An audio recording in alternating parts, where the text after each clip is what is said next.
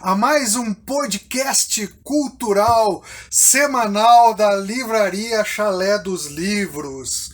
Muito obrigado para vocês que estão acompanhando. Compartilhem o nosso material, visitem o nosso material nas nossas redes sociais, no Facebook branco, Facebook preto, no YouTube também, no Chalé dos Livros. Se achou legal, compartilha, passa para os amigos, dá um joinha. A gente sabe que nessa não é a finalidade principal. A finalidade principal é trazer essas personalidades caçapavanas que trabalham na cidade de Caçapava do Sul para a nossa alegria, para a nossa fundamentação teórica, artística, cultural, histórica, literária, científica, educacional. Nós temos essas figuras. E hoje nós temos aqui um artista de renome caçapavano, Gustavo Freitas. Vamos conversar com esse amigo aqui. Olha só, caindo os livros. É assim, é ao vivo. É ao vivo, não se preocupe com livros assim. Isso a gente não corta, é uma das coisas que a gente sempre diz aqui na Livraria Chalé dos Livros. A gente só tem uma coisa para fazer no podcast, que é emendar e colocar no YouTube. A gente não corta, isso é real. É o que está ocorrendo aqui. Por isso a gente deixa tudo alinhado para as coisas ficarem tudo certinhas. Então, dizendo para vocês que a finalidade maior é essa. Ajudem ao pessoal que faz arte, que faz música, que faz literatura, que faz ciência, que faz educação, a prosperar na cidade, no mínimo divulgando, curtindo esses comentários que a gente tem aqui, porque isso vai ser um documento futuro para a cidade de Caçapava do Sul com essas personalidades caçapavanas. Gustavo Freitas, seja bem-vindo. Muito obrigado por ter atendido o convite. A gente consegue se enxergar por ali e aí fica mais fácil de saber o que está rolando.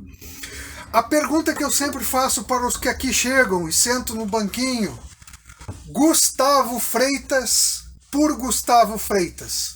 Quem é Gustavo Freitas? Já sai com uma bem filosófica. Ai, cara, eu gosto de dizer que é meio que Gustavo Freitas é uma coisa que é meio um login, assim, é meio que um perfil numa rede social. Que tu tem que criar, alguns chamam de vida real, alguns chamam de vida adulta, alguns chamam, mas tu tem que criar esse perfilzinho e é meio tipo cigano lendo carta, lendo mão, assim, sabe? Tu vai pegando as dicas e vai falando que tem que ser falado muitas vezes e o que as pessoas gostam de ouvir muitas vezes também. E é mais ou menos isso, sabe? Essa coisa de principalmente como artista, você tem que acabar assumindo algumas posturas que muitas vezes é dependendo do ambiente que você tá, dependendo do que você tá fazendo, assim, é uma coisa muito relativa, porque eu pelo menos não consigo ser a mesma coisa, assim, sabe? Porque o artista, quanto artista, é aquela pessoa, aquele que para no ateliê quieto, escutando uma música, alguma coisa, com um chimarrão do lado e vai trabalhar, sabe? Que pode estar caindo o mundo e eu não vou estar escutando, eu não vou estar vendo, eu não vou estar me preocupando com o que está na minha volta, assim. E já o que vos fala é um pouco mais tranquilo, é aquela coisa mais de não ter muita preocupação com o que tá acontecendo. Tem gente que consegue essas duas coisas, o momento que eu paro pra trabalhar por mais que eu seja brincalhão, por mais que eu tá sempre de bobagem, quando eu paro pra trabalhar é sério, eu me concentro e realmente eu paro pra aquilo, sabe? É mais ou menos isso, assim. Muito legal. Gustavo, assim, ó, tu é caçapavano? Sou caçapavano. Eu fiquei um tempo fora. Em 2005, eu passei na época, finado PES, e fui pra Santa Maria. Eu fiz artes visuais, licenciatura, eu sou professor, na verdade, eu não sou... Fiquei em Santa Maria até 2000 e 2012. Eu lembro que eu me mudei exatamente eu voltei exatamente num dia que tava marcado pro final do mundo. Que eram 22 de... 2012, então. 2012, 22 de outubro, não, 22 de novembro. Tava marcado pro final do mundo e foi o dia que eu digo pra mim é o início, que foi quando eu tinha me formado. 12 de 2012, quem sabe não era essa data. Não foi antes, mas era no dia 22, eu lembro. Enfim, eu disse que era o meu início porque eu tinha me formado e eu já tava com um convite pra ir pra Porto Alegre trabalhar no ateliê, então era só férias aqui por um tempinho. E aí eu fui pra Porto Alegre, comecei a trabalhar no museu do trabalho, fiz exposição por lá, fiquei um tempo, 5 anos em Porto Alegre. 5 anos em Porto Alegre. E depois eu voltei pra cá e fui pro meio do mato. Aí sim, aí eu saí da bagunça de lá, da correria, e vim pro mato, Gustavo, o que te levou a fazer artes visuais? Qual foram as tuas inspirações para chegar na tua graduação, na tua profissão em si? Cara, eu vou te dizer que eu era muito indeciso, assim, eu sempre fui muito indeciso, sempre gostei de muita coisa, muito inquieto. Tanto que quando eu tava no processo de seleção pra graduação, eu tava em dúvida entre música, arquitetura e urbanismo na época, que era o que eu queria fazer, ciências biológicas e física, sabe? Nada a ver uma coisa com a outra. E aí chegou no dia eu nunca me passava pela cabeça assim fazer artes e tal, mas eu sempre desenhei, sempre gostei. Então aí eu disse, não sei, foi meio que um pouco era meio tipo, os meus cursos, alguns eram um ponto de corte eram mais alto e tal, então tinha aquela coisa, eu entro no mais baixo e depois troco. E foi mais ou menos isso, eu achei artes visuais que eu nunca tinha pensado em fazer, porque eu conhecia desenho, sabe? Eu desenhava com lápis, uma borracha e um papel e era isso. E aí foi. E aí eu acabei passando e fui pra Santa Maria cursar. Aí lá o curso muito bom na época, agora eu não sei como tá, mas foi considerado melhores na parte da licenciatura do país e na parte prática também. O bacharelado era muito bem. Tu teve alguma inspiração no renascentismo? Alguma coisa relacionada àquele tipo de pintura? Tu tem uma especificidade, lógico que tu tem uma especialização naquilo que tu gosta de fazer e que tu produz melhor. Eu sei que o teu trabalho tu consegue lançar o teu trabalho em diferentes pontos do Brasil hoje. Uma conversa que a gente teve uns dias atrás. E me explica isso, como é viver de arte, um artista profissional como tu? Como é viver de arte no Brasil, viver de arte no Rio Grande do Sul, viver de arte em Caçapava hoje? Como é isso? Cara, eu vou te dizer que hoje não basta de ser bom. No mundo das artes, tu não basta ser bom, tu tem que ter contato, tu tem que entender o que está acontecendo e apesar de não abandonar a tua essência, não abandonar o teu... Tu tem que...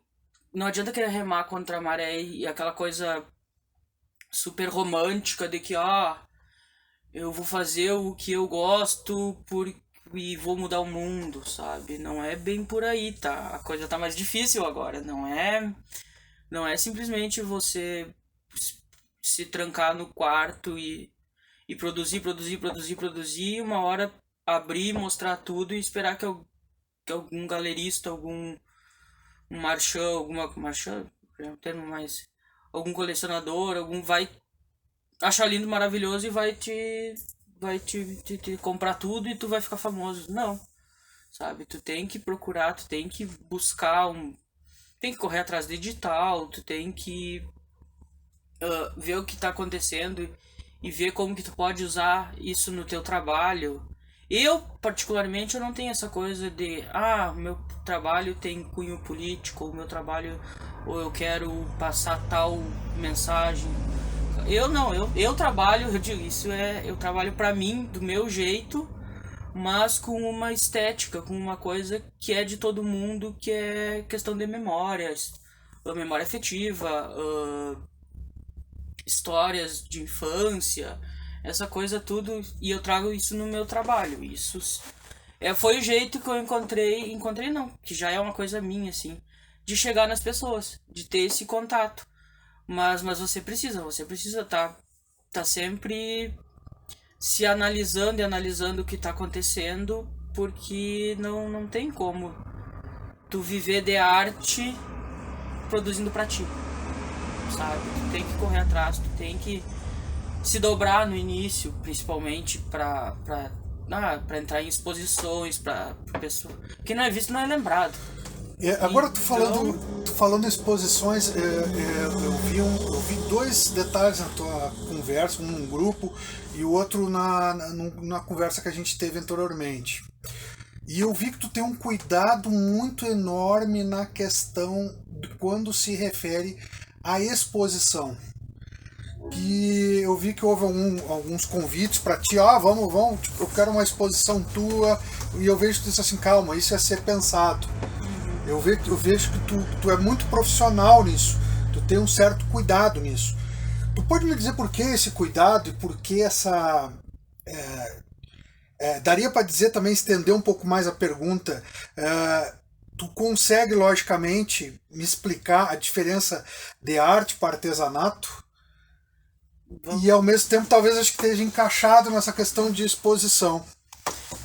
A questão de exposição é assim, porque o pessoal tem muito essa coisa de que, como tu tem o teu ateliê tá cheio de trabalho teu pendurado, tu tem um monte de coisa na gaveta, é só botar na parede e sair mostrando pra todo mundo. Só que acaba que não é bem assim, porque assim como qualquer pessoa, tu passa por fases. E tem vezes que tu gosta muito daquilo, e tem vezes que tu não gosta. Entendi. E tem vezes que aquilo ali tá bom, e tem vezes que aquilo ali não tá bom pra ti. Assim como tem vezes que vale a pena tu fazer uma forcinha e mostrar alguma coisa, mesmo que seja um recorte, ou que seja 1, 2, 3 trabalhos soltos, porque isso alimenta, isso te dá vontade de, que tempo fazia que eu não expunha, que tempo fazia que, sabe? Então isso é muito bom. A questão da exposição é aquela coisa, a mesma coisa que tu vai vender livro velho rasgado aqui? Não, jamais. Então, é a mesma coisa. É o meu trabalho que eu tô mostrando pros outros. É todo como eu cuidado. apresento. Então eu tenho que ter cuidado porque ali tá minha assinatura. Como também eu dou cuido muito como eu dou aula aqui de desenho, isso é a minha propaganda também. Sim. Sabe? Não é só o que passa na aula. Então eu tenho que ter esse cuidado e é aquela coisa, sabe? Não adianta tu querer fazer uma exposição por mês, uma exposição por semana, porque vai virar mais do mesmo. Então é bom. Eu sou uma pessoa muito cuidadosa com isso. Tu escolhe especificamente aonde vai fazer a exposição, da forma como tu pensa. Quando tu faz exposição, tu faz exclusivamente de algum tipo de produção que tu faz, ou tu faz uma produção ampla? Depende da proposta, porque se parte de mim, com certeza eu vou ter pensado em alguma coisa, tipo, quero mostrar um pouquinho de cada coisa que eu faço para me apresentar, digamos assim. Vamos... Porque tem isso, já me convidaram para expor aqui e queriam me colocar do lado de uma artista que tinha um trabalho completamente diferente do meu. Que não, e aí eu disse, me convidaram primeiro e depois resolveram colocar ela. E aí eu lembro que na ocasião eu disse não. Não tem problema nenhum, pode deixar o espaço para ela, porque o meu trabalho não ia competir muito com o dela, sabe? E eu não gosto, eu acho que é aquela coisa, numa exposição, você não tem que ficar comparando o que é melhor do que o que, sabe? Porque não existe melhor, existem coisas diferentes e cada um gosta do seu, cada um tem a sua opinião a respeito. Então nessa ocasião eu abri mão, eu disse não, deixa o espaço para ela e outra hora a gente combina uma outra exposição que eu fique num espaço mais reservado, que eu consiga mostrar o meu trabalho e que as pessoas realmente prestem atenção nele. Porque o meu trabalho tem muito isso, sabe? Eu gosto muito dessa relação do observador com o trabalho e com o título. Eu sempre faço meio que um jogo ali pra pensar, pra botar uma pulguinha atrás da orelha com relação a essa coisa da memória de infância, do que te remete, sabe? Porque as pessoas entram numa exposição com aquela ideia, o que o artista tá querendo falar com aquela obra? O que ele quis dizer? E muitas vezes não é, sabe? No meu trabalho, eu busco o que ela diz de ti. Eu gosto muito, o meu trabalho é muito eu, assim, eu gosto muito de muito detalhe, muita minúcia, porque, como tu tinha falado, se eu tive referências no Renascimento, com certeza é a minha grande paixão e o meu grande ódio, porque é no Renascimento que começaram a ser estudados a parte de anatomia, e aí tu tem Leonardo da Vinci, tu tem Michelangelo, que foram gênios, literalmente gênios, que estudaram de tudo, que faziam tudo com muita perfeição, e que acaba sendo... Os diários do Da Vinci, pra mim, são as coisas mais maravilhosas do mundo, sabe? Aqueles desenhos, aqueles estudos deles, aquelas anotações, sabe? E aquilo é muita perfeição, é muito... Tanto que tem esculturas mesmo do Michelangelo, e tem trabalhos um pouquinho de artistas um pouco mais contemporâneos, tipo Rodin, que até hoje não conseguem fazer. Tu não consegue nem com as máquinas que a gente tem reproduzir, tipo as Portas do Inferno do Rodin, que foi até hoje não tem, elas são fundidas em bronze, e até hoje não tem uma tecnologia que consiga reproduzir aquilo que eles fizeram há, sei lá, 500 anos atrás. Sabe? Então, se eu tive referência, tenho, mas também tenho muita frustração, porque eles foram muito, muito bons. Então, se a gente fosse ir na tua casa, o que daria para dizer? Eu vi as tuas fotos, algumas fotos que tu publicou nas redes sociais, muito belas, com fundo muito com coisas antigas, com coisas que realmente chama a atenção. Mas o que daria para dizer hoje que o Gustavo Freitas é expert? O que ele produz, qual a produção dele que é a cara do Gustavo Freitas? Isso porque a cara do Gustavo Freitas hoje pode ser a referência de um dos artistas principais da cidade de Caçapava do Sul para fora da cidade. Tu deve ter essa noção que a tua obra, esse aqui é um artista caçapavano. Tu vai ser apresentado assim por várias pessoas fora do eixo. Eu sei que isso talvez não seja muito bom, ou talvez seja, mas depende da ótica, mas isso é a cara que muitas pessoas vão te apresentar.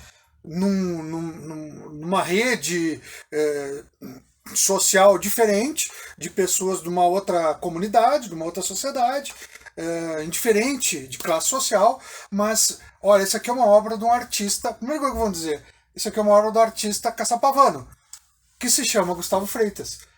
Talvez o teu nome na apresentação seja a segunda colocação, mas a referência vai ser o artista caçapavano. Em alguns lugares vai ser, talvez, tu vai ser apresentado dessa forma. E isso te passa bem? E que obra que teria hoje a cara do Gustavo Freitas com a qualidade? Não, isso eu produzo com uma melhor qualidade que as outras obras. É difícil porque, como eu falei no início, eu não consegui me aquietar, eu não consegui parar quieto e fazer uma coisa só, sabe? Eu nunca... Se tu for conversar com alguém de fora, tipo Porto Alegre, artistas mais pra cima do país, com certeza é minha gravura, porque foi o que eu consegui me lançar mesmo, que eu consegui bastante espaço, foi com gravura, porque a minha gravura é bem diferenciada, ela, pelo tamanho, pela temática, pela estética dela mesmo, e pela minúcia dessa coisa do detalhe. Então, pra fora, assim, quando falam em Gustavo Freitas, o que vem na cabeça realmente é a gravura. Aqui o pessoal me conhece mais por conta de retrato, de aquarela, que foi uma coisa que surgiu na pandemia, sabe? Eu tava lá 2 meses... Depressivo, como não, todo mundo. 2 meses que eu não ia nem na porteira Aham. do sítio. E não, depressivo não. Porque eu sempre disse assim, a minha teoria, com relação à pandemia e porque assim, o que aconteceu? Para muitas pessoas a pandemia, a quarentena, o isolamento foi muito bom porque todo é férias, sabe? Alguns seguiram recebendo, outros, né? E aquela coisa, tô em casa, começaram a fazer pão, a plantar, a virar advogado, né? Todo mundo passou por uma fase. E só que pro artista isso é muito complicado, porque funcionou meio que funcionou meio que o inverso, porque a gente se cobra muito. E aí como que tu no meio de uma pandemia que tu tá em casa, tu não vai estar produzindo? Então para muitos foi uma tensão muito grande assim de se cobrar muito de produção, de estar produzindo. E eu nunca tive esse problema, porque desde o início eu disse, eu vou cuidar da minha cabeça primeiro, sabe? Eu não vou me preocupar com isso, eu vou produzir no meu tempo, e eu não tô gastando, então eu não preciso estar ganhando muito, não preciso, pagando o meu cartão tá bom, sabe? Eu não fiquei naquela coisa, eu tenho que produzir, eu tenho que vender, eu tenho que mostrar, não. O que ia acontecendo, eu ia pegando alguma coisa que eu gostava pra fazer, que não me não me estressasse, que não... E nisso surgiu um desafio pra eu fazer uma aquarela, pra eu começar a trabalhar com aquarela. E sempre foi, eu nunca tinha feito aquarela, eu usava a técnica pra colorir as minhas gravuras. Eu nunca usei como técnica mesmo, eu vou fazer uma aquarela. Não, eu pegava uma gravura ali que já estava o desenho pronto e pintava com aquarela. E nisso surgiu essa possibilidade de eu trabalhar, essa proposta de eu trabalhar com a linguagem. E aí eu comecei e eu gostei muito, porque a aquarela é aquela coisa, ela é uma linguagem que ela tem o tempo dela. Tu não pode querer trabalhar muito, muito, muito, porque tu tem que deixá-la secar, que é água e papel. Então tu tem que dar o tempo dele. E aí nisso eu fui criando um pouco mais de calma, não sendo tão... Porque a gravura eu começava a fazer e eu virava à noite, seguia no outro dia, dormia 1 ou 2 horas e acordava já em cima da mesa trabalhando. E a aquarela não, a aquarela eu consegui acabei me dominando um pouco dessa angústia por ver pronto, assim. E aqui foi o que funcionou. Eu faço muita encomenda de retrato e coisa aqui. Para onde tu tem vendido mais o teu trabalho? Tem lugares específicos? E onde encontras o teu trabalho? Além de eu conversar diretamente com o Gustavo Freitas, como é que as pessoas encontram o teu trabalho? Como é que, olha, eu preciso ir por encomenda, como é que tu realiza isso? Cara, é que assim, eu digo que o meu trabalho, que quando me perguntaram, quando tu mudou pra Caçapava, mudou alguma coisa? Eu disse, não. Mudou que eu tenho mais espaço, eu tenho mais tranquilidade, eu não preciso pagar frete. Porque o meu trabalho vende a internet, sabe? Não adianta, querendo ou não, eu digo que eu... Mercado Livre? Não, eu não... Eu sou um desastre gerenciando os meus negócios, sabe? É aquela coisa, eu produzo e vou colocando nas redes sociais e o pessoal vai entrando em contato e é isso, sabe? Me encomenda e com questão de vendas, cara, eu vendo pra tudo que é lugar. Eu agora mesmo eu comecei um trabalho que vai pra Flórida. Um retrato de uma menina, Havaí. Não, eles moravam na Havaí e agora vão pra Flórida. Foram pra Flórida, é uma coisa assim. São caçapavanos? Não, eles são a família dela é de Porto Alegre. E aí, é assim, sabe? Não, porque é muito isso, sabe? Eu conheço muita gente em Porto Alegre, tem muito artista, muito, mas que tem familiares pelo mundo inteiro. Então acaba que, É olha uma aqui, rede. Vocês... olha aqui, ó, filha. Vamos fazer um retrato da fulaninha, vamos isso. Então acaba que. E não. É a mesma coisa, eu vender um trabalho aqui, Caçapava, e vender um trabalho pra fora, assim, sabe? Acaba porque. É aquela coisa, eu vou ali, vou colocar no correio. E ele vai ser despachado para algum lugar. Mas Se a tem pessoa, coisa bem longe. se a pessoa fosse contratar para mudar uma estética de um lugar de trabalho ou uma casa, tu faria esse serviço? Em que sentido tu diz? Modificar as coisas de lugar, acrescentar, fazer a parte mais ou menos quase próxima de um arquiteto, mas no sentido de embelezar o ambiente com obras.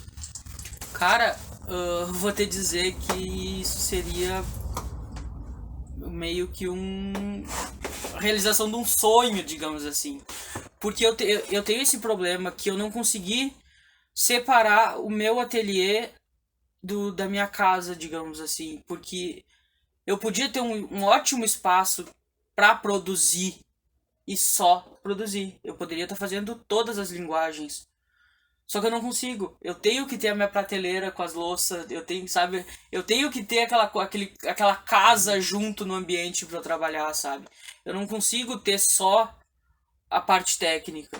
Eu preciso estar olhando para os lados e ter essa inspiração. Eu preciso estar brincando de casinha, que nem eu digo. E eu tô sempre mudando uma coisa de lugar e todos os lugares. Se você Quem conhece o ateliê sabe, é banheiro, é cozinha, é quarto, tudo tem alguma coisa que é meio atípico mas que faz sentido e que, a meu gosto, fica interessante, sabe? Fugir um pouco da mesmice e é muito, tô caminhando, achei um galho que é torto e é interessante, pendurei na parede, sabe? Ganhei um prato desses de petisco, desse negócio, pendurei na parede. Ele era mais bonito esteticamente do que funcional. Então, tá lá no ateliê pendurado uma bandeja. De onde que tu consegue o material para fazer o teu trabalho? É um material nacional, é um material internacional, é fácil de encontrar? Ou é uma coisa que tu mesmo adapta ou tu cria? Porque tu precisa de algum material mais técnico, às vezes, para uma certa Sim. produção. E tu não deve comprar pouco aquilo, sei lá, tinta, pincéis, não sei mais, telas, esse tipo de coisa tu deve encontrar. Tu encontra isso fácil, isso é mais difícil, especificamente tu utiliza um tipo de pincéis, um tipo de tinta, um tipo de tela, como é que é isso? Cara, depende muito da linguagem. E eu sou aquela pessoa que eu gosto muito de fazer, de experimentar, de tentar, sabe? Porque eu gosto de cozinhar. Então, eu procuro uma receita, a primeira vez eu faço tal qual tá ali pra ver como sai, e a segunda já não tem nada mais a ver. Só tenho. E assim é na minha produção. Na gravura mesmo, eu tenho. É que a internet facilitou muito tu comprar qualquer coisa do mundo inteiro. Então, tenho materiais muito específicos de muito boa qualidade, porque não adianta, tu tem que ter pra facilitar o teu trabalho, sabe? Tipo, minhas goivas, papel tem que ser um papel bom, não pode ser. Desenho também agora até eu lembrei que eu publiquei uma foto que tem muitos lápis em cima da minha mesa. Deve ter tá a folha e deve ter, sei lá, uns 25, 30 lápis. E aí já brincaram, já me falaram que tu tá ostentando, que é só pra foto que tu usa. Não, na verdade não é porque eu sou preguiçoso. Então eu aponto todos aqueles ali e pra eu não ter que parar, pra eu não perder a minha linha de... Porque eu trabalho com um lápis muito duro, eu trabalho com... Eles são ruins de apontar, eles não é esse lápis comum macio, ele é praticamente uma agulha, então eu demoro muito tempo apontando. E pra eu não perder esse tempo enquanto eu tô produzindo, eu já tenho vários do mesmo tipo pra eu só ir trocando, eu só vou... Aí sim, aí quando eu acabo o último eu... E tem essa coisa também do... Porque assim, no momento que você compra alguma coisa, seja, você tá comprando uma coisa genérica, que é feita para o maior número de pessoas possível. Mas muitas vezes você tem uma dificuldade em algum ponto que aquilo ali não vai suprir, ou que acaba te dificultando, mas que você precisa. Então eu gosto muito das minhas gambiarras, que nem eu digo. Eu gosto muito de fazer as minhas ferramentas, de fazer inventar as minhas técnicas. Então acaba que muitas vezes tem jeito mais fácil de fazer, tem ferramenta para isso, mas eu gosto de tentar. Eu gosto de me desafiar também nessa parte, sabe? Porque eu gosto muito de coisa manual. Tanto que se tu me perguntar, tu faz gravura, tu faz desenho, tu faz pintura. E eu acho que de tudo, assim, a coisa na época da faculdade ainda que eu fiz em menos tempo e que mais me satisfez foram as minhas esculturas, foram as minhas cerâmicas. E foi, sei lá, são um conjunto de uns 5 vasos. E é o que eu mais gosto até hoje, sabe? Tanto que eu vendo a mãe e não vendo eles, sabe? Porque realmente são muito bons, assim, pra mim. E tem gente que olha, a minha professora olhou e não deu muita bola, sabe? Mas é aquela coisa, a satisfação em fazer. Eu vi tu correndo pra caramba junto com o meu amigo Alex na obra Paixão de Cristo. E tu pode falar para nós como é que foi, qual foi o teu papel nessa produção da última que teve, que eu sei que foi uma corrida bem grande. Foi. Se tu pode contar para nós como é que foi, qual foi a tua participação, como é que as coisas saíram, qual foi a dificuldade, a facilidade e o prazer de fazer. Cara, o meu papel na peça foi meio severino, assim, eu corri pra tudo que foi lado e... Porque eu sempre tive contato com o pessoal das artes, das cênicas, em Santa Maria mesmo. Porque eu fotografava, então eu gostava muito de fotografar os ensaios deles. Eles posavam nas nossas aulas de desenho. Quando eles precisavam de um cartaz para peça ou do cenário, eles falavam com a gente. Então a gente estava sempre trocando, e era no mesmo prédio. Em Santa Maria, o prédio CAL, Centro de Artes e Letras, que a Letras acabou saindo e ficou só para as artes, que era música, desenho industrial, cênicas e artes plásticas.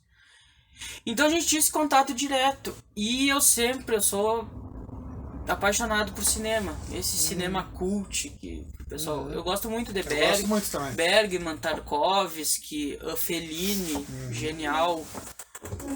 Essa galera toda lá por, sei lá, 2010, eu descobri o tal do gerenciador de download. Era 24 horas baixando o filme. Então eu tinha, agora eu já não sei mais o que eu tenho. Torrent. Eu tinha toda a filmografia desses clássicos. Tinha tudo, assim, Almodóvar, essa galera toda, eu tenho tudo lá, tá tudo. E eu sempre passei muito pras pessoas, porque se desse problema com os meus, eu tinha onde correr pra pegar de volta. Então eu sempre tive essa aproximação com teatro, E eu sou assim. Eu confesso que eu não sou uma pessoa muito criativa do zero, sabe? Agora, se tu me sair com qualquer ideiazinha, eu consigo extravasar, eu consigo extrapolar no limite, assim, nesse sentido. Então, nessa parte da peça foi mais ou menos isso. No início eu era responsável pelo cenário. Mas acaba que tu tá ali, e tem essa coisa do senso estético e de como eu gosto muito de cinema e teatro, eu sempre acompanhei muito Santa Maria. Tu acaba tendo essa noção do que tá funcionando, do que funciona, do que é bom. Então ali na volta enquanto o pessoal tava orientando ali os atores e tal, eu tava na volta de longe, porque eu sempre gosto de ficar longe, assim, dizendo, isso aqui tá legal. Quando algum ia encenar alguma coisa, de repente se tu mudar isso, então eu sempre ficava meio que dando meus palpites por ali. E a correria do cenário foi grande, porque na última hora o que era pra estar pronto não deu certo. E aí foi correria, mas tudo deu certo. Tudo foi. Mas é uma experiência maravilhosa que a gente tá seguindo e logo vem coisa boa. Como se faz essa adaptação disso, assim, de algo que não deu certo? Isso pode acontecer quando tu tá produzindo. Quando tu começa, tu tem, como tu disse, assim, do nada, às vezes eu não consigo. Mas tu me vem com uma ideia, eu consigo chegar ao extremo. Quando tu tem o princípio de uma ideia e começa um trabalho, e aí tu chega de repente no meio daquele trabalho e diz assim, pô, não era isso que eu queria. Tu consegue dar uma guinada para não perder o material, ou tu para com tudo, joga tudo fora e começa do zero? Depende. Depende, tudo depende. Porque assim, eu gosto muito, o pessoal fala que, porque a maioria dos artistas que eu conheço diz que eu não gosto de encomenda, que isso, que aquilo. Eu gosto, adoro. Porque tu me dá uma ideia, eu quero fazer um retrato. E ou tu tem que seguir aquilo ali à risca, ou ele te dá liberdade pra tu criar em cima daquilo ali. Não precisa pensar. Tu tem que fazer e alguma coisa que conhecendo com as referências que ele te dão, tu criar em cima daquilo ali. Pronto, é isso. Sabe? Essa questão de tu ter que adaptar pra Uma correção. Como que eu vou te dizer? Acontece tecnicamente, de vez em quando, tipo, o meu trabalho mesmo, a gravura. A gravura, o meu trabalho, eu demoro às vezes 6 horas pra imprimir um trabalho. Porque é papel japonês, é muito fino, E aí chega numa horinha lá que tem uma pedrinha e rasga tudo. E eu perco o trabalho. E geralmente é no final, quando tu já tá cansado, que, vou dar só mais essa passadinha e... E aí tu tem que aprender a burlar esse... Ou pensar, não, isso aqui eu posso aproveitar em outra coisa. E descarta, mas não joga fora. Entendi. Sabe? Mas tem muitas vezes que eu sou uma pessoa que eu não consigo... Bom, tu sabe. 6 meses pra fazer um trabalho. Eu vou deixar pra trabalhar, pra me dedicar a ele, sei lá, 1 semana, 2 antes. Sabe? Então é tudo em cima da hora, não tem margem pra erro. Se tiver margem pra erro, eu vou ter que assumir aquele erro como uma tentativa, como uma... Eu gosto muito... Uma das grandes vantagens de ser artista é a tal da licença poética que a gente tem, como desculpa. Então acaba que muitas vezes eu não tenho tempo pra refazer aquilo. Ou... Não, quando dá o acaso que surge uma ideia, tipo, vamos trocar, vamos fazer uma coisa mais simples, mais rápida, se eu tenho tempo. E aí, assim, mas essa coisa de não gostei na metade do trabalho, vou fazer outro, não rola, porque eu tenho a ideia sempre muito pronta na minha cabeça do que eu vou fazer. Às vezes um tom, alguma coisa assim, que fica, uma cor que tu acha que vai ficar bom e não funciona, mas difícil, é muito difícil trocar assim de... Até acho que nunca aconteceu. Então, não. Qual foi a exposição assim que mais te marcou? Ou, digamos assim, o trabalho que mais te marcou, naquele sentido, talvez não somente comercial, mas no sentido de, pô, isso marcou a minha vida. E é isso aqui, valeu a pena. Cara, eu vou te dizer que quando eu saí de Santa... que eu saí de Santa Maria, vim pra cá, fiquei acho que uns 4 ou 5 meses aqui e fui pra Porto Alegre. E lá eu comecei a trabalhar no museu, e o museu tem galeria. E sei lá, eu tava trabalhando, do nada me veio o convite pra eu expor lá. E pra mim foi bem inesperado, assim, e foi muito bom. Porque foi uma proposta e foi bem na Copa. Foi no ano da Copa. E 2013? Acho que sim. 2013 foi a Copa. Futebol de E aí, seleção, eu lembro que me fizeram um convite, mas eu não tinha trabalho. Me disseram, produz e vamos fazer a exposição tal dia. Acho que 2010, depois 2014. 2014, foi 2014. Porque eu lembro que os jogos, eu passei todo trancado no ateliê, eu não assisti nenhum jogo. Nenhum jogo, nem da seleção. Enfim, então...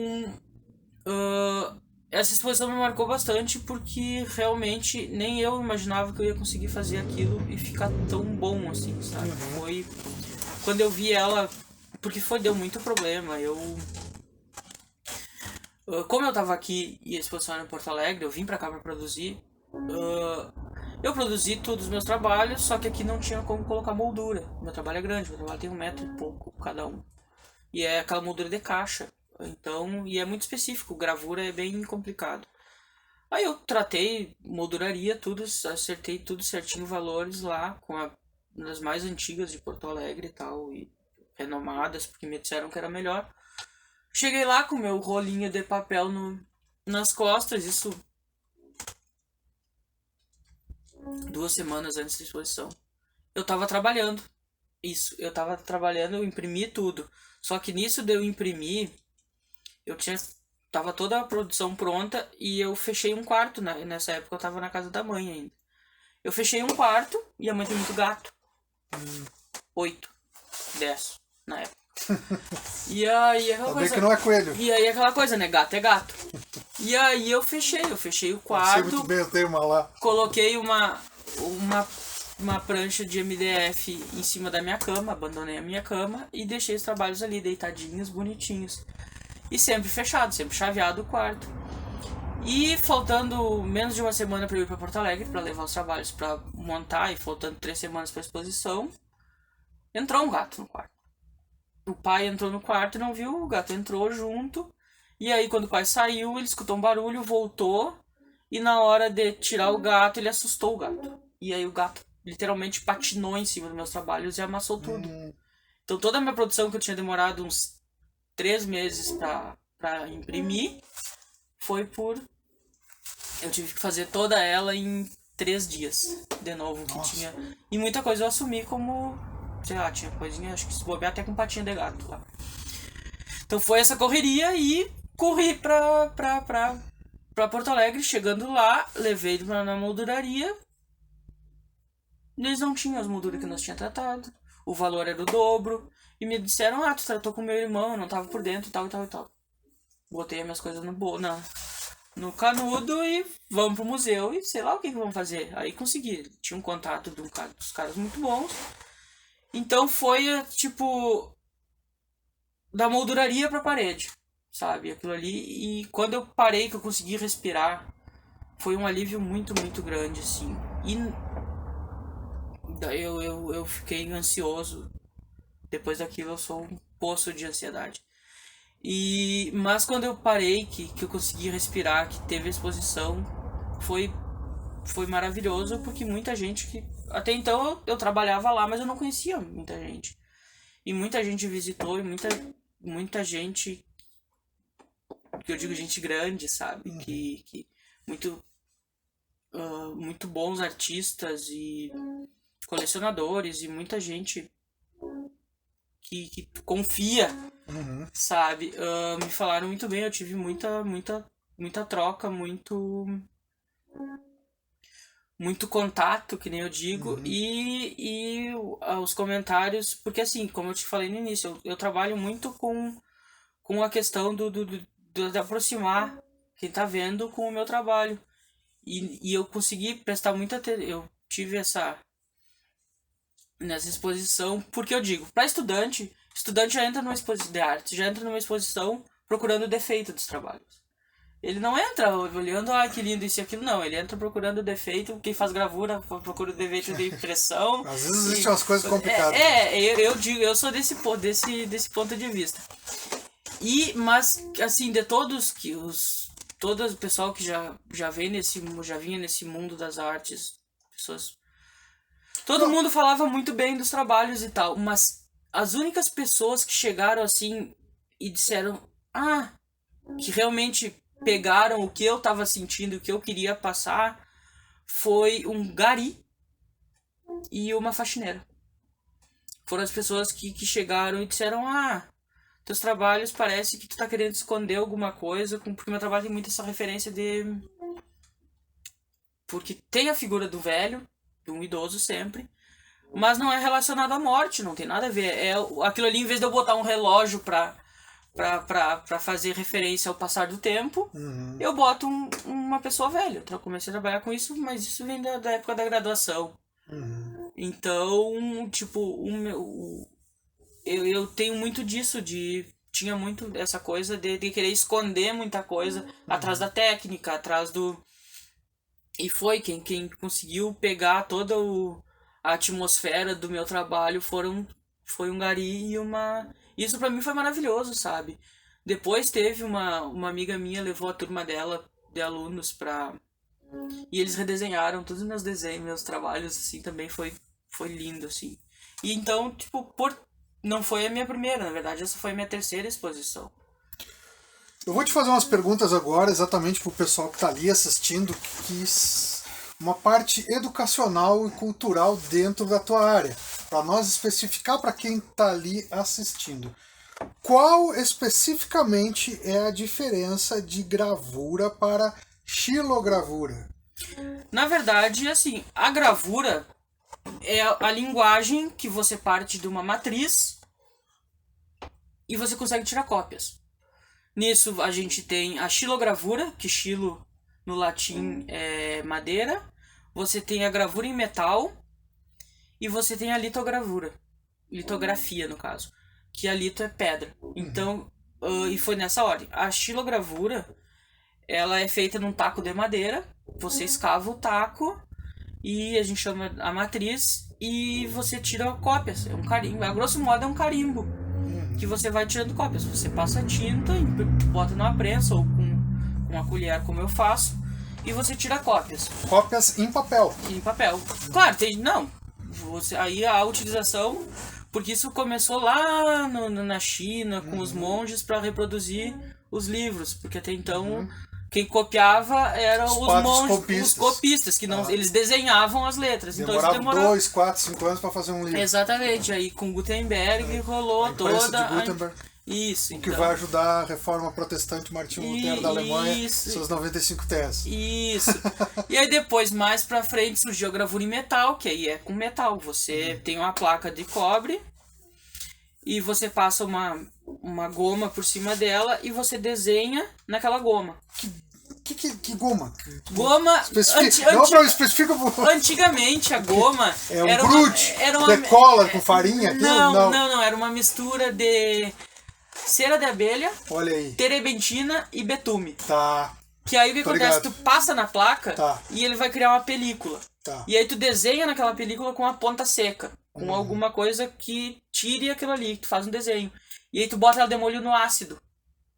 E aí o ácido vai corroer só onde tem onde a linha tá limpa. Entendi. E aí vai gravar. Aí na hora de tu imprimir, tu passa a tinta em toda ela e depois limpa toda ela de novo. E aí vai ficar a tinta só no suco. E aí tu trabalha com um papel molhado que ele incha. E aí quando tu imprime ele entra no suco do metal e pega a tinta que tá lá dentro. Aí tu tira ele, quando ele seca ele encolhe e concentra aquela linha. Que foi a segunda, que isso é uma gravura de baixo relevo que a gente chama. Já a xilo, tu escava a madeira. E tudo que tu escavar, tu não vai pegar tinta. É o contrário. Tu vai imprimir só o que é a parte de cima. Só a parte de cima. Já a lito que foi a última das técnicas, você trabalha em cima de uma pedra, que é uma rocha da Baviera, a original, já tá até em tinta, assim. E você trabalha com alguma coisa oleosa em cima dela. Tipo um lápis que tenha gordura. Aí tu desenha na pedra, e aí o que acontece? Aquela pedra vai absorver, por causa das qualidades físicas da pedra, ela vai absorver aquela gordura. E aí é uma técnica molhada. É a mesma coisa que quando tu tá lavando louça que tu larga o detergente na gordura. Ele abre. Aqui ao contrário, aqui acontece isso.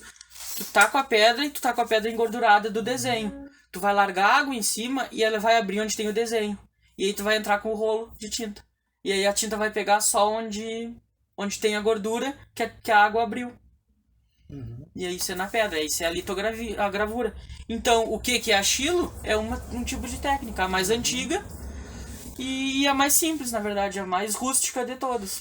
Nos anos 80 e 90, por aí, quando tinha pouca mídia televisiva, e poucos canais pegavam nas casas, teve um cara que ficou muito conhecido, acho que até faleceu, que ele era um pintor de quadros, ele ficou conhecido como pintor das arvorezinhas. Ele pintava, as pessoas ficavam filmando e ele acabava pintando. E até aquele momento de ter várias sessões desse artista, na televisão, isso dava nos sábados, nos domingos, em horário. Você filmava durante 1 hora, mais ou menos, ele pintando um quadro. Todo mundo achava que os quadros eram pintados com pincéis.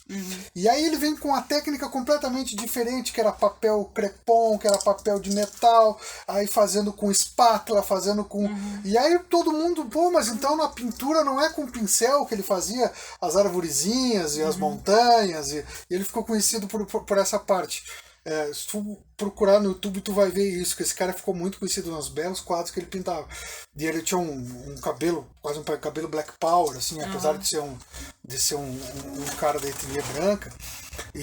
Mas pintou, assim, foi um cara que moveu a arte no momento, que trouxe a arte pro grande público na televisão naquele momento. E as pessoas não entendiam como é que os quadros eram feitos, né, a produção de determinado jardim, daquelas 2 pessoas caminhando, e tinha todo um processo ali que ficava nítido a técnica que eles utilizavam.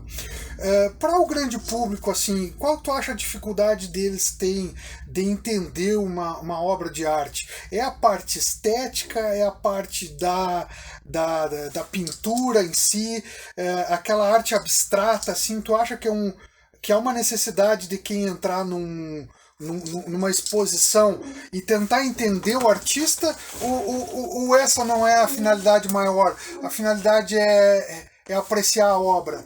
Tu acha que se conseguir chegar no artista seria o ideal, né? Mas qual a finalidade maior, assim? No sentido, tu diz que 2 pessoas entenderam onde outras pessoas não entenderam. Então, para ti, essa ótica é que as pessoas entendam o artista. Seria isso?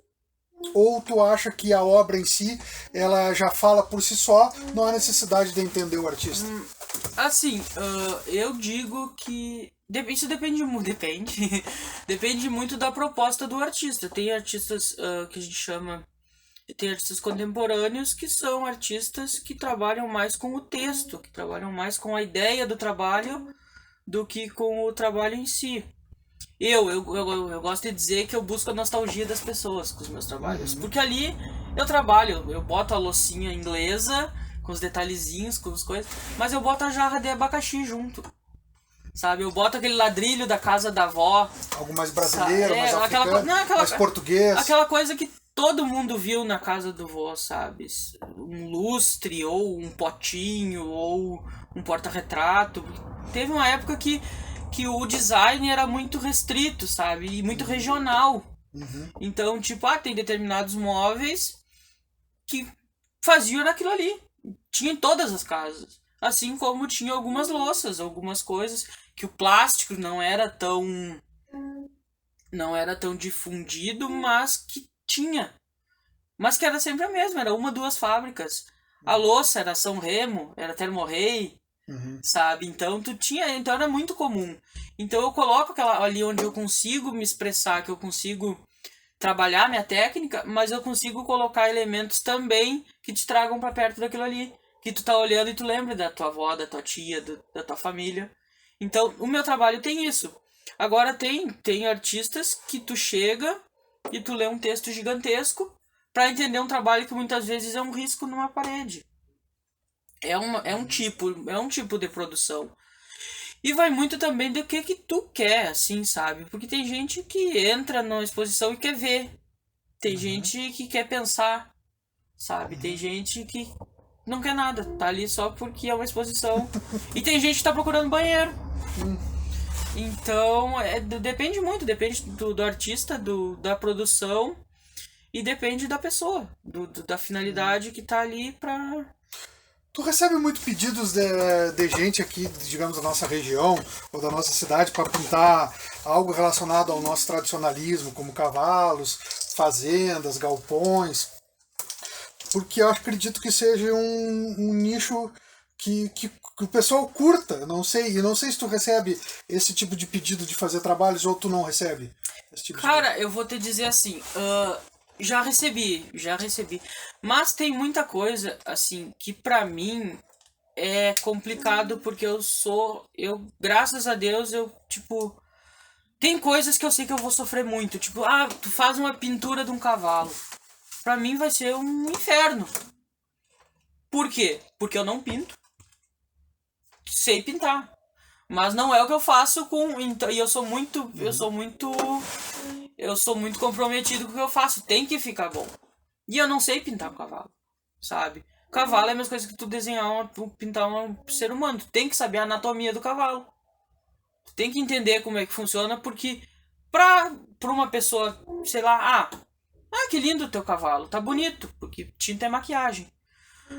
Mas pra uma pessoa que entende, um criador de cavalo, por exemplo, tu vai ver que o quarto do cavalo tá torto, que aquela cabeça não é daquela raça de cavalo. Então eu tenho tudo isso comigo. Então pra mim vai ser um inferno. Eu não pego um cavalo pra pintar. Sim, entendi. Só se eu não sei como que eu vou fazer, se eu vou fazer um cavalo uma massa de tinta ou se eu vou fazer pelinho por pelinho. Entendi. Sabe? Então tem o desafio de como que a pessoa me procura, de se ela tá me dando a possibilidade de explorar aquela linguagem, aquela temática. E depende muito também do que é, como eu te falei. Quer pintar um carro é barbada. Sabe, o carro é liso. Eu só tenho que acertar a perspectiva e a forma dele. Mas sabe, então tem essas coisas. O pessoal gosta muito de, eu tenho uma foto do meu trisavô. Tu só enxerga um borrão. É um borrão com um pontinho preto no olho, outro no outro, um narizinho e uma boca. Tu tem como fazer isso grande pra mim? Não tem. Vai virar o Gasparzinho se eu aumentar aquilo ali. Porque eu não tenho detalhe, eu não conheço teu avô, teu trisavô. Eu não sei como que é o olho, eu não sei como que é o nariz, não sei como que é a boca. Não tem como eu ampliar isso. E às vezes tu fala pras pessoas e eles não entendem, porque eles acham que tu faz mágica. E não é bem assim. E volta aquela coisa que eu te falei. Eu não vou fazer uma coisa que eu não gosto e que tu vai gostar menos ainda. Pra ti é pior, porque tu não vai gostar ainda, vai ter que me pagar igual.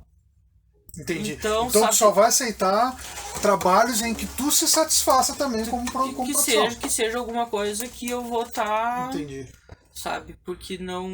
Mas isso é o ideal, é que nem a gente quando toca música em algum bar, tu tem um setlist montado, só toca isso, toca coisa como, né, fosse várias músicas que tem no mundo que só tivesse que executar determinada música, né?